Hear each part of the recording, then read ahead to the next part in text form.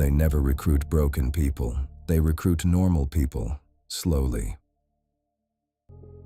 Most cults do not begin with control. They begin with belonging, a complement, a community, a feeling of being understood, and step by step, normal, intelligent people slowly surrender their identity without realizing it. The terrifying truth is that cults rarely force people inside. They make people feel safe enough to walk inside willingly. You would never join a cult. You're too educated, too rational, too aware. You've read about these things: Jonestown, Heaven's Gate, NXIVM. You know how they end. You would see it coming. This is exactly what every cult member thought before they joined. The most persistent myth about cults is that they attract the weak, the desperate, the mentally unstable. Research tells a completely different story. Dr. Margaret Singer, a clinical psychologist at UC Berkeley who spent 4 decades interviewing over 3,000 former cult members, found that cult recruits are disproportionately intelligent, idealistic, and educated. They are people searching for meaning, people who ask hard questions, people who care deeply about making the world better. That is not a vulnerability. That is, in the hands of a skilled recruiter, a perfect entry point. The word cult itself is misleading. It conjures robes and compounds and charismatic madmen. But modern cult researchers, including Dr. Robert Cialdini, Dr. Stephen Hassan, and the late Dr. Singer, have moved away from the dramatic imagery toward something more precise: high-control groups. Organizations that systematically use psychological influence to override individual judgment and create dependency on the group. They exist in every sector of society: religious organizations, multi-level marketing companies, political movements, self-help empires, wellness communities, therapy groups. The tactics are identical. The packaging changes. In 2019, the HBO documentary series The Vow exposed NXIVM, a self-improvement organization that recruited doctors, lawyers, actresses, and executives. Its members were not naive.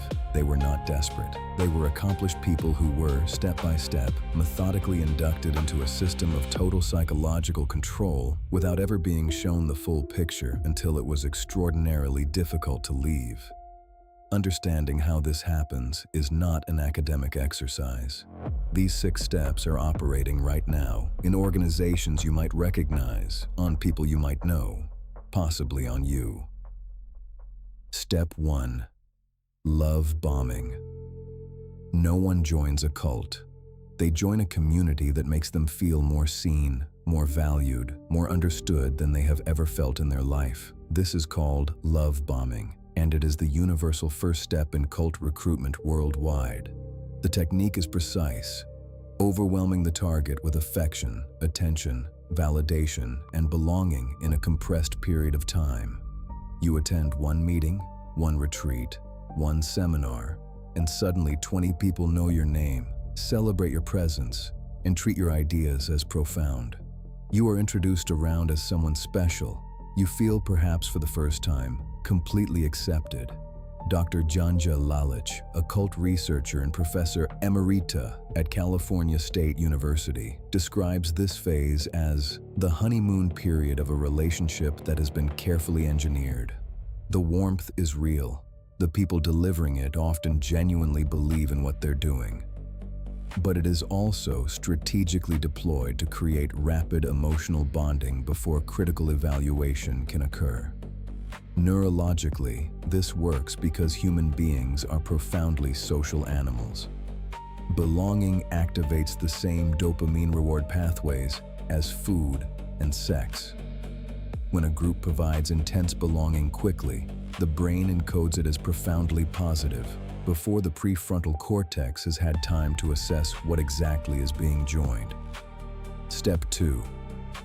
Identity disruption.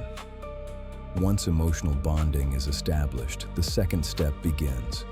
quietly destabilizing the recruit's existing sense of self. This is done not through obvious attack, but through subtle reframing. Your old friends don't understand you the way we do. Your previous beliefs were based on incomplete information. Your former life was the old you, and the group is helping you become who you were always meant to be. Dr. Robert Lifton, the psychiatrist who wrote the foundational text on thought reform and the psychology of totalism, identified this process as milieu control, systematically restructuring a person's psychological environment until the group becomes the primary reference point for reality. Not through force, but through gradual replacement. The recruit doesn't feel attacked. They feel they are evolving. Step 3. Us versus them. The third step locks the first two in place. The introduction of a binary worldview. There is the group, enlightened, chosen, on the right side of truth. And there is everything outside the group, dangerous, corrupt, spiritually or intellectually inferior. This framing serves a critical function. It makes information from outside the group automatically suspect. Family members who express concern are threatened by your growth. Journalists who investigate are paid to spread lies. Former members who speak out are bitter or mentally unstable. Psychologists call this thought-terminating cliches, Lifton's term for pre-packaged phrases that shut down critical thinking the moment it begins to emerge. The recruit doesn't need to evaluate outside information carefully because the group has already provided the conclusion. Outside information is unreliable by definition. The walls go up invisibly from the inside. Step 4. Incremental commitment.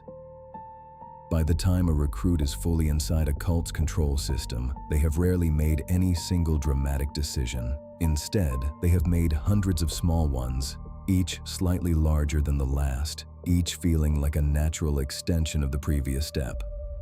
This is the psychology of commitment and consistency, documented extensively by Dr. Robert Cialdini in his landmark work Influence, The Psychology of Persuasion. Once a person commits publicly to a belief or action, no matter how small, they experience powerful internal pressure to remain consistent with that commitment. The brain interprets inconsistency as a threat to identity. Each small step makes the next step easier. Cult researcher Stephen Hassan, himself a former member of the Unification Church, describes this as the boiling frog dynamic. The temperature rises so gradually that the moment at which leaving would have been easy passes without being recognized. By the time the recruit sees clearly what the group is, they have donated money, recruited friends, made public declarations, and built their entire social world around the organization.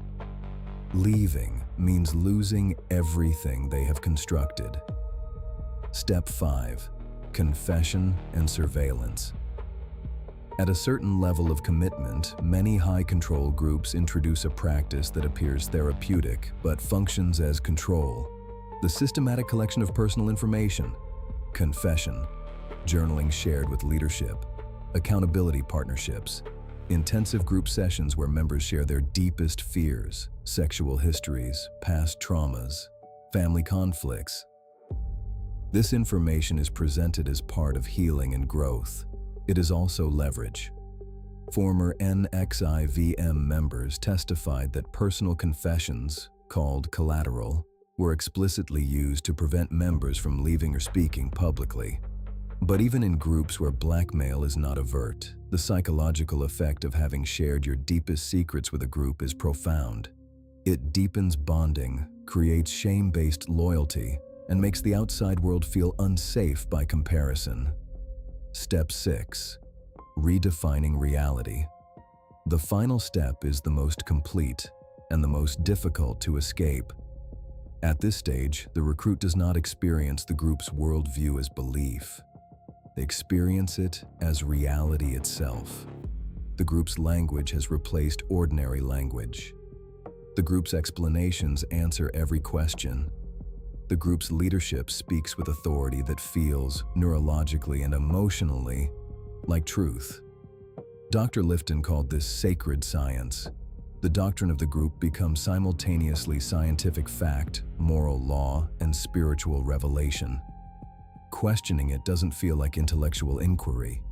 It feels like betrayal of the group, of the truth, of one's own deepest self. This is why deprogramming is so extraordinarily difficult, and why former members frequently describe leaving as more disorienting than joining. They are not just leaving an organization, they are dismantling an entire constructed reality and rebuilding a self from pieces they set aside, sometimes years earlier, in exchange for belonging.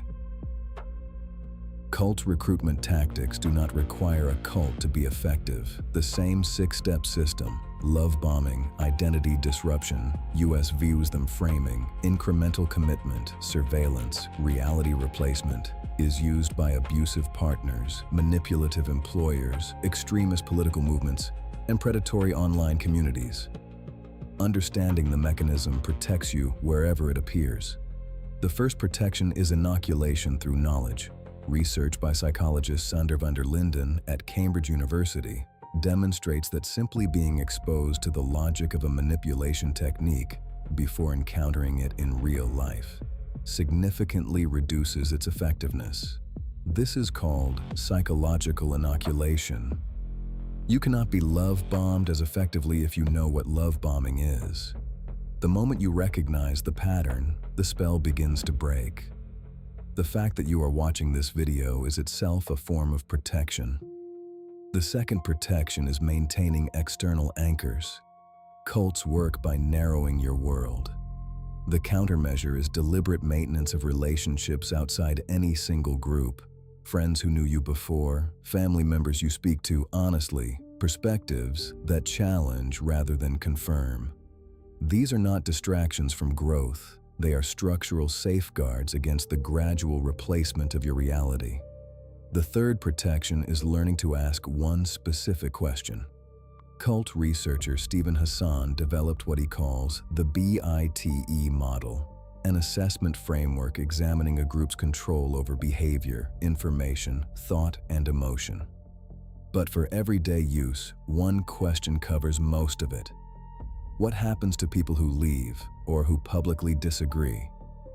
In healthy organizations, churches, political groups, companies, communities, people leave and are wished well. Disagreement is tolerated, sometimes welcomed. In high-control groups, leaving is punished, shunned, or characterized as spiritual or moral failure. Disagreement is treated as disloyalty or mental illness. The answer to that one question tells you almost everything you need to know. The fourth protection is the hardest. Humility. The belief that you are too smart to be manipulated is not protection. It is vulnerability. The research is unambiguous. Intelligence does not inoculate against cult recruitment. In some studies, it correlates positively with susceptibility because intelligent people are better at constructing post hoc rationalizations for emotionally driven decisions they have already made. The most dangerous moment is not when you feel confused. It is when you feel absolutely certain that you have finally found the truth, surrounded by people who agree, with a clear explanation for everything that has ever troubled you.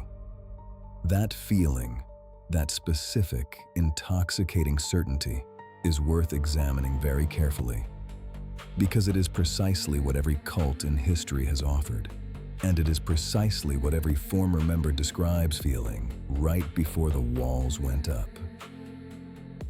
And once someone's identity becomes attached to the group, leaving no longer feels like freedom. It feels like death.